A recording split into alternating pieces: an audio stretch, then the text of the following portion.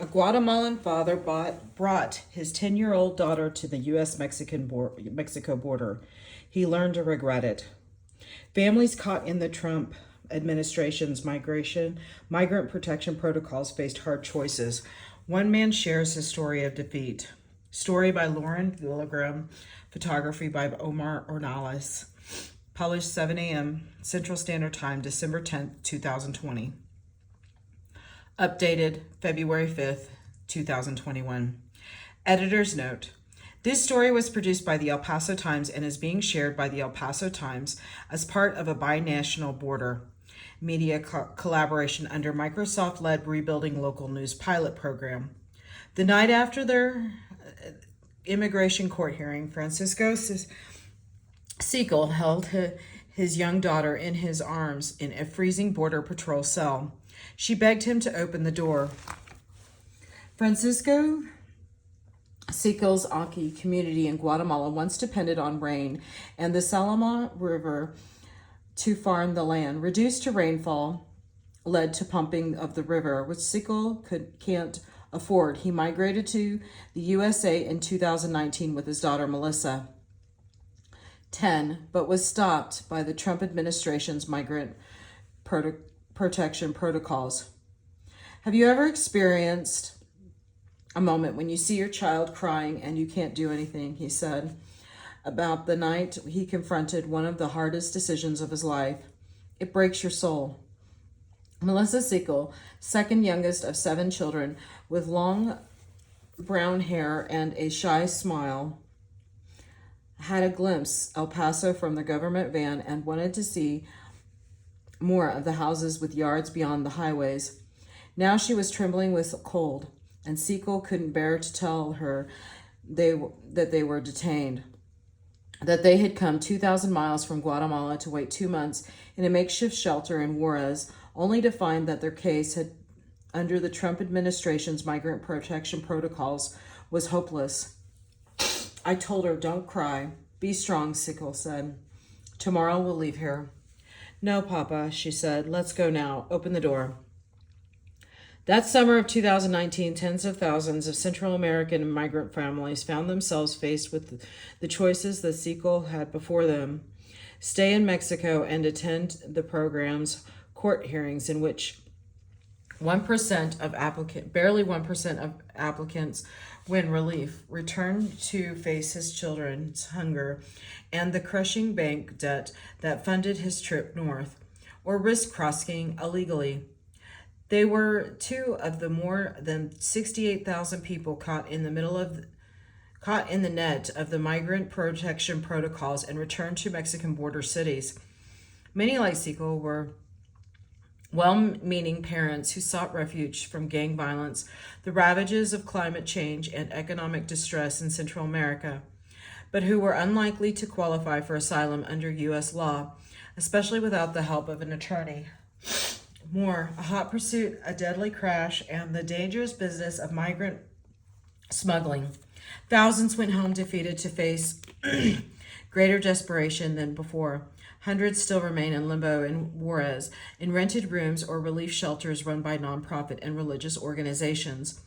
As the administration of President-elect Joe Biden prepares to overhaul the nation's border and immigration policies, experts say the process of unwinding Trump-era restrictions is fought with peril of stroking a new humanitarian crisis at the U.S.-Mexico border. If you don't start fixing the way the border operates on day one, they'll face a humanitarian crisis when they're not ready for it, said Andrew Saleh, president of the Nonpartisan Migration Policy Institute based in Washington, D.C., which conducts research on North American migration patterns. During Siegel's night in detention with his daughter, ideas came to him that hurt to remember. If you don't start fixing the way the border operates on day one, they'll face a humanitarian crisis when they're not ready for it. He thought seriously about sending his 10-year-old home with a coyote as smuggler. "I could see the wall from Juarez," he said. "There it was, and I would stare at it. And I said to myself, there is the United States. I can jump the wall and I'll be there." He regretted bringing her to the border. exposing her to so much danger on the journey and in Juarez. Notorious for its violence, but send her back alone? Abandoning her would mean making the biggest mistake of my life, he said. I couldn't leave her. The debt didn't matter anymore. My daughter meant more to me, and that's why I'm here. He spoke sitting outside his two-room home near San Miguel, Chicag, in the high plains of Verapaz, Guatemala. It was March before the pandemic swept the country, before two hurricanes wreaked their havoc and real belly-burning hunger set in. The debt he owed tied his stomach in knots. The bank held the title to the only thing of value he possessed, his family home. Hens clucked at his feet, and gray pigs snorted in their pen. One of his 6 daughters swept up leaves and garbage from the dirt patio. The fields that cornered his home lay fallow and dry. No way to plant them without the rain they had depended on years ago. His 2-year-old granddaughter wailed a toddler's drama. I have always been a person who dreams big. I don't like to remain where I am, he said. The door is closed for me. The American dream is dead. It seemed so at the time, but embers burn under the ashes of fires. I've always been a person who dreams big. Oh, sorry, I repeated that. A false promise, a chance to work in peace in the U.S. While Siegel talked, his wife, Maria Elvira Ramos, lit a fire in the great comal in her outdoor kitchen, awaiting the corn masa with which she would pat out thick yellow tortillas in her palms. Their second eldest daughter, Delmy, set out on a rutted dirt road with 2 tubs of golden kernels of maize balanced on her head to be ground at the mill. The unpaid labors of home bridged dawn and dusk every day. But the days and weeks and months without steady paying work wore worry lines into his face. Almost exactly a year before, Siegel and Melissa had set out for the El Norte with hopes of crossing the border at El Paso and reaching Virginia, where they had close family. News had trickled to their indigenous Mayan community that the United States was giving families a pass. Details didn't arrive about who qualified for refuge or under what circumstances, just the headline. A permiso for the children, a chance for the parents to work. Siegel remembered speaking to his wife in their native Achi, the language they used among family. He thought this could be a chance to work legally in the U.S. He was thinking about taking Melissa. No. My daughter doesn't go. God save my daughter. You can go, but not her. He remembered Ramas telling him. I told her, listen, lately the U.S. government is giving children priority, reminding his wife that her own brother had reached the U.S. with a son a few months before. Immigration visits him twice a week, but they let him work in peace. Years before, from 2003 to 2008, Siegel had worked in Anaheim, California, Tampa, Florida, Washington, D.C., and many places in between, laying tile and driving trucks for $12 an hour as part of a vast, undocumented labor force. That fueled the U.S. economic expansion of the mid-2000s. Siegel's 2 eldest daughters, Olga and Delmy, at the time 24 and 21 years old, already had partners and children of their own. A son, 18-year-old German, lived in Guatemala City. Sandy, then 17, was at the end of her schooling, while 13-year-old Ilse had earned a scholarship that let her study at a religious boarding school in the capital. 6-year-old Daniela, the youngest precocious and outgoing, suffered from asthma.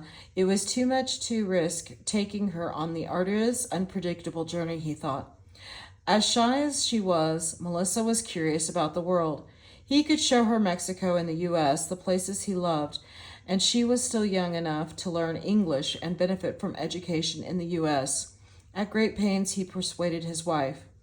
Few job options in Guatemala.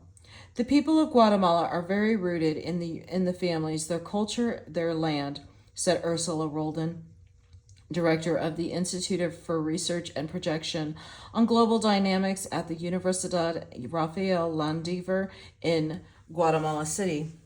But the conditions of the countries in Central America get worse by the day.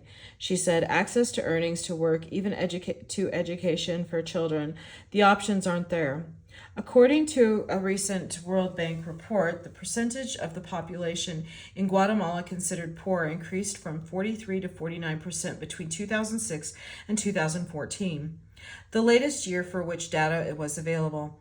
Although the country's GDP expanded slightly during those years, 1.3% on average, it wasn't enough to lift up the majority. The country's middle class shrunk to 15% of the population from 21%, and the poor becoming poorer. That was true before COVID-19 pandemic decimated the global economy. The pressures that have driven Guatemalan families, workers, and unaccompanied youth to the U.S. border in recent years are likely to intensify with the pandemic, said Salih of the Migration Policy Institute. The Biden administration needs to be prepared, he said. The best way of dealing with irregular migration is not building walls, but creating labor opportunities for people to work for periods of time in the United States, he said. Because if we don't create them, they are going to keep coming in through illegal routes. There are sectors of the U.S. economy where we need foreign-born workers because Americans don't want those jobs. And we want to know who they are. And we want them to be paid regular wages so they aren't undercutting Americans. The year that Siegel and his daughter traveled to the U.S. border, fiscal 2019, U.S. Customs and Border Protection reported apprehending more than 264,000 Guatemalans, including more than 185,000 people in family units, a parent or a legal guardian traveling with a child, and more than 30,000 unaccompanied children. The vast majority did not break the law. They turned themselves into customs office at ports or entry or to border patrol agents seeking protection. It's what Siegel and his daughter did at the El Paso border. The Trump administration said that most won't qualify for asylum and were gaming the system. Of all the obstacles the administration set up to block undocumented immigration at the border, the migrant protection protocols were, by the administration's standards, among the most successful to immigrant advocates. The protocols were among the most cruel. By any measure, MPP has been hugely successful, including by reducing burdens on United States communities and easing the humanitarian crisis on the southern border. The administration said in a statement in February in response to a lawsuit. Immigrant advocates said the program was both inhumane and illegal, forcing vulnerable families to wait for protection in some Mexico's most dangerous cities such as Juarez, Mexicali, Matamoros, and Tijuana, without access to legal counsel. Although the Mexican government eventually set up a shelter in Juarez, it couldn't cater to the thousands returned to that city. Churches and nonprofit shelters, accustomed to providing a few nights' food and shelter for travelers, found themselves supporting entire families for months at a time. Mexico's Foreign Affairs Ministry didn't return the El Paso Times' repeated request for comments on the future of the migrant protection protocols. This very cruel policy put many in harm's way, including children and families as a whole, said Linda Rivers, executive director of the Las Americas Immigrant Rights Center in El Paso. 2 legal challenges to the policy are headed for the Supreme Court. People use the instrument at their disposal, Salih said, and the asylum system was the only available instrument to get into the United States legally. We need to create real protections for people who really need them, and other avenues for people who want a job. A Guatemalan father shares the story of his failed migration journey to the U.S. The Migrant Protection Protocol remains in effect, although the program has been little used during the COVID-19 pandemic. In March, the Trump administration began returning anyone who crossed the U.S. border without authorization to either Mexico or their home country, including unaccompanied children, using an arcane health law to justify the policy. The new rules all but ended asylum at the U.S.-Mexico border. We won't all have the same luck. When Sekel and his daughter reached the El Paso border in May 31st, 2019, after a 20-day journey north and 5 days detained by U.S. Customs and Border Protection, their fate was spelled out in English on paperwork handed to them by a border agent. You are an immigrant not in possession of a valid unexpired immigrant visa, reentry permit, border crossing card, or other valid entry document required by the Immigration and Nationality Act. The papers assigned father and daughter an alien number used by the U.S. government to track immigrants, and listed an appointment to appear before a U.S. immigration judge at 8:30 a.m. on July 23rd, 2019, at the courthouse in downtown El Paso. They were dropped back at the downtown International Bridge and told to wait in Juarez. The bridge empties onto the Strip, a seedy street lined with bars and pharmacies catering to U.S. tourists. Sekel had experienced with failed border crossings, but nothing like this. After the stint working in the U.S. and his return home during the Great Recession, he attempted to cross the U.S. border without permission in 2013. He was caught and returned to Guatemala. He tried again in 2018, but was apprehended and charged with felony reentry, a border enforcement practice that began under the Barack Obama administration and continued under Trump. He served 30 days in jails and was deported again. He had taken risk and assumed responsibility, but now he had his daughter to protect. The first time they were sent back to Juarez, she was in pain, suffering from an earache. He approached people on the street for help. A woman offered to buy his daughter medicine and told Sekel she had a modest, unfinished house where they could stay. I didn't have a peso, he said. I was walking aimlessly. I didn't know anyone, but I met a senora, I told her. Buenos tardes. I'm sorry, but I'm not from here. I'm from Guatemala. Thanks to God, she told me. I can't offer you much, but I can give you a place to sleep. A month later, Sekel sat on a row of tires embedded in a trash-strewn Juarez hillside to keep the woman's unfinished house and others above it from washing away. He and his daughter and a dozen other people from Guatemala, Honduras, and El Salvador were sharing a concrete floor covered with dirty mattresses. At 8 a.m., the desert sun was heating like an oven to temperature. He went inside to make instant coffee on an electric hot plate that stood for a kitchen. It wasn't what we expected. We were hoping for a response in our favor, Sekel said. We don't have any concrete information about the migrant protection protocols, he said. That is the fear. All our cases are different, and we won't all have the same luck. He and the others knew only rumors about what the program entailed, how long they would have to wait, or what their chances of success would be. Their conversation centered on the same dilemma that Sekel faced, whether to stay, return home, or cross illegally. Melissa snuggled under a blanket, just waking up. A sour stench of garbage and sewage breezed through a barred window. It's been so hard for her, he said, leaving behind her school, leaving behind the family. What am I going to do here in Juarez? A Salvadoran family of 4 who slept on the next mattress over had crossed the border illegally that morning and made it to El Paso. Within a few days, they would make it to their destination, Boston. Sekel sighed. The wait felt excruciating, but he was still eager to tell a judge why he and his daughter deserved a chance in the U.S. I'm going to wait for court, he said. Sadly, they didn't let me in. The morning after their court date, after the cold night in Border Patrol custody, Sekel and his daughter crossed the International Bridge to Juarez for the last time. Waiting for them was an agent of Mexico's Grupos Beta aid agency, dangling a carrot. If they wanted to go back to Guatemala, funds were available to pay for the trip.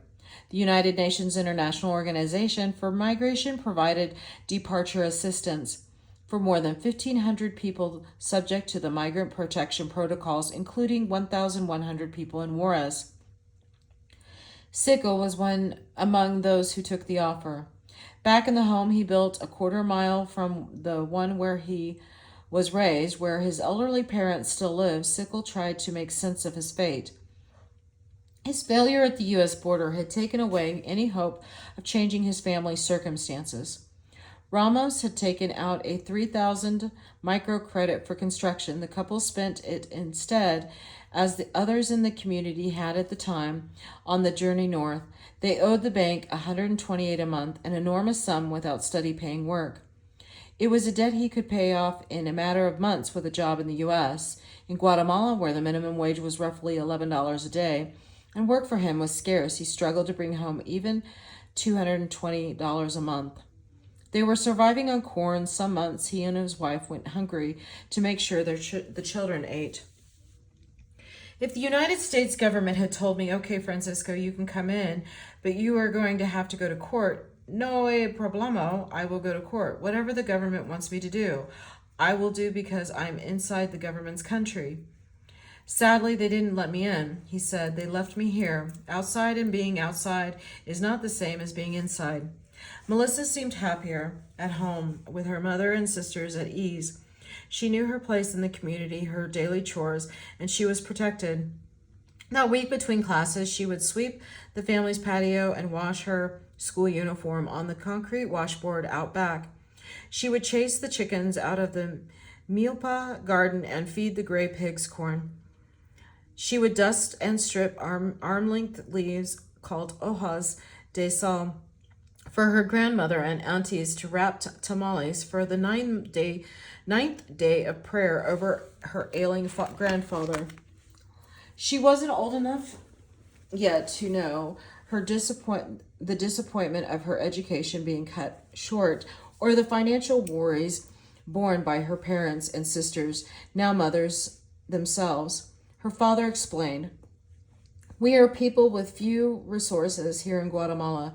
The governments have dedicated themselves to corruption, and they have forgotten the people, all of us, who live in the high plains of the country. This is why so many people make the trip. They migrate because there is no work.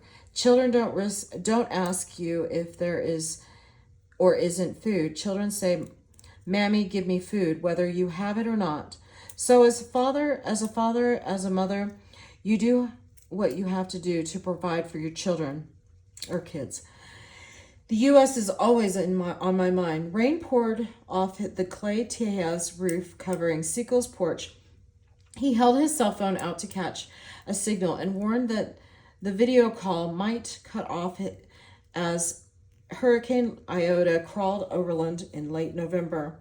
He hadn't worked much during the pandemic, but the bank still had to be paid. 3 months more, he said. Still, they were facing disaster on top of the debt. "We don't have to work because of the pandemic," he said. "Then these hurricanes, Guatemala is going through a disaster that is too terrible, but we're trying to get through it." Their journey together, father and daughter, seemed far off in the past. A U.S. judge had deported Sical and his daughter in absentia in August 2019 after they missed their second court hearing. Now 12 years old, Melissa had a record in the U.S. migration system. He watched the U.S. presidential election, Biden's win, and Trump's refusal to concede. From far, tracking developments on social media. "The United States is always on my mind and in my heart," he said wistfully. But he added, "You're left with feelings of resentment. The families who have someone in the United States, every 8 days they go to the bank for the remittance, and us just watching, just because there is nothing else we can do." "I don't think the U.S. will give me another chance," he said. A different day, he mused again about the future, as hopeless as things seemed. His old dream wasn't completely extinguished. I would still love that if one day he trailed off If I could ever be invited, if I could have asylum, the American dream is still in my mind. Lauren Villagran can be reached at, and then here is her email address. Thank you.